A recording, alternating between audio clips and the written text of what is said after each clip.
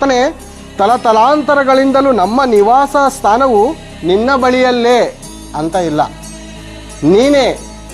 ಅಂದರೆ ದೇವರ ಬಳಿಯಲ್ಲಿ ನಾವಿದ್ದೋ. ಹೇಗೆ? ಆತ್ಮರೂಪವಾಗಿ. ನಾನು ಆಗಲೇ ಏನು ಹೇಳಿದೆ? ಆತ್ಮವಾಗಿ ನಾನು ಮಾತಾಡ್ತಾರಂಥ ಮಾತು ಅದು ಕಾಣಿಸೋದಿಲ್ಲ, ಕೇಳಿಸುತ್ತೆ ಅಲ್ವಾ? ದೇವರು ಕಾಣಿಸೋದಿಲ್ಲ, ಮಾತಾಡುವುದನ್ನು ಕೇಳಿಸ್ತಾರೆ. ಅವ್ರು ನೋಡ್ಬೇಕಂದ್ರೆ ಪ್ರೀತಿ ಸ್ವರೂಪದಿಂದ ನೋಡಬೇಕು, ಪ್ರೀತಿಯ ಭಾವದಿಂದ. ದೇವರೇನಾಗಿದ್ದಾರೆ? ಪ್ರೀತಿ ಸ್ವರೂಪನು, ಪ್ರೀತಿ. ಪ್ರಪಂಚ ನೋಡುವಾಗ 84 ಲಕ್ಷ ಜೀವರಾಶಿಗೆ ಆಹಾರ ಸಿಗ್ತಾ ಇದೆಯಾ? ಯಾವುದಾದ್ರೂ ಪ್ರಾಣಿ ನನಗೆ ಆಹಾರವಿಲ್ಲ ಅಂತ ಸಾಯೋದನ್ನು ನೋಡಿದ್ದೀವ? ಯಾವುದಾದ್ರೂ ಪ್ರಾಣಿ ನನಗೆ ಇವತ್ತು ಆಹಾರ ನಮ್ಮ ಯಜಮಾನ ಕೊಡಲಿಲ್ಲ, ಅಥವಾ ನಾನು ಬೀದಿಲಿ ನಡ್ಕೊಂಡು ಹೋಗ್ಬೇಕಾದ್ರೆ ಯಾರು ಆಹಾರ ಹಾಕಿದ್ದನ್ನು ನಾನು ನೋಡಿ ಹೊಟ್ಟೆ ತುಂಬಿಸ್ಕೊಳಕ್ಕಾಗಿಲ್ಲ ಅಂತ ಯಾವ ಪ್ರಾಣಿಯಾದರೂ ಕೂಡ ಸೂಸೈಡ್ ಮಾಡ್ಕೊಳ್ಳೋದು, ಸಾಯೋದನ್ನು ನೋಡಿದ್ದೀವ? ಮನುಷ್ಯನು ಸಾಯ್ತಾನೆ.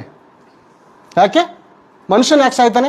ಪ್ರಾಣಿಗಳಿಗೆ ತನ್ನ ಯಜಮಾನನು ಒಂದು ದಿವಸ ಆಹಾರ ಕೊಡ್ತಾನಂತ ಗೊತ್ತು, ಆದರೆ ಮನುಷ್ಯನಿಗೆ ನಂಬಿಕೆ ಇಲ್ಲ. ಮನುಷ್ಯನು ಯಾರ ಮೇಲೆ ಆಧಾರಗೊಂಡಿದ್ದಾನೆ ಗೊತ್ತಾ? ಈ ಹೊತ್ತು ಕಾಣಿಸಿಕೊಂಡು, ಸ್ವಲ್ಪ ಹೊತ್ತು ಕಾಣಿಸಿಕೊಂಡು, ಆಮೇಲೆ ಕಾಣದೇ ಇರುವಂಥ ಮನುಷ್ಯನ ಮೇಲೆ ಆಧಾರಗೊಂಡಿರೋದ್ರಿಂದ ಮನುಷ್ಯನ ಆಸೆ ಏನಾಗ್ತಾ ಇದೆ ಗೊತ್ತಾ? ನಿರಾಸೆಗೊಳ್ತಾ ಇದೆ.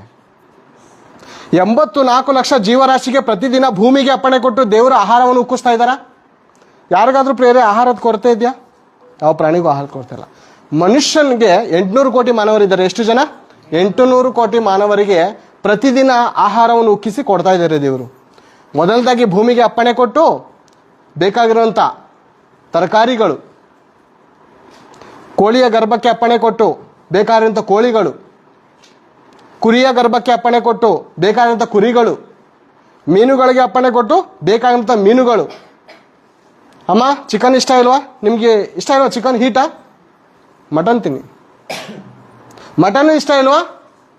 ಕೋಲ್ಡು ಪಿಕ್ ತಿನ್ನಿ, ಕೋಲ್ಡು. ಒಬ್ಬೊಬ್ಬರಿಗೆ ಒಂದೊಂದು ಥರ ಇಷ್ಟ ಇದೆ ಬೇರೆ. ನಮ್ಮ ಇಷ್ಟವೇ ಎಲ್ಲರಿಗೂ ಇರಬೇಕಂತ ಇಲ್ವಲ್ಲ ಅಲ್ವಾ? ಒಬ್ಬೊಬ್ಬರಿಗೆ ಒಂದೊಂದು ರೀತಿಯಾದಂಥ ಇಷ್ಟಗಳಿದೆ. ಈ ಸಕಲ ಇಷ್ಟಗಳನ್ನು ನೆರವೇರಿಸ್ತಾ ಇರೋಂಥ ಮನುಷ್ಯನ ಇಷ್ಟಗಳನ್ನು ನೆರವೇರಿಸ್ತಾ ಇರೋಂಥ ದೇವರನ್ನು ನಾವು ಅರ್ಥ ಮಾಡ್ಕೊಳ್ಳೋದು ಬಹಳ ಪ್ರಾಮುಖ್ಯ. ಯಾವಾಗ ಅರ್ಥ ಮಾಡ್ಕೋತೀವಿ?